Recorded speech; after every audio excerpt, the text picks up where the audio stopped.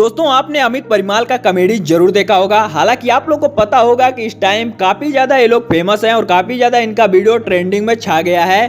और सबसे बड़ी खबर, अमित परिमाल ऑफिशियल के चैनल से इनका एक गाना आप लोग के बीच रिलीज हो चुका है, जिस गाने का टाइटल है होली में डिटॉल से। हालांकि अमित परिमाल और शिल्पी राज, जो कि दोनों लोग ने मिलकर इस गाने को काफी जोरदार तरीके से गाया है। और आपको बता दें, इस गाने में आप लोगों को लीड रोल में शिवांगी साहू, यानी कि जो अमित परिमाल के साथ शिवांगी साहू आप लोग को लीड रोल में नजर आएंगी। और एक गाना काफी लाजवाब, काफी तड़कता भड़कता होने वाला है। हालांकि आपको बता दें, इस गाने के अगर व्यूज के बारे में बात की जाए तो ये लोग इतना ज्यादा फेमस हो चुके हैं, इनका वीडियो हमेशा ट्रेंडिंग में ट्रेंड करता है, तो ये गाना हमेशा ट्रेंडिंग में इनका जाएगा।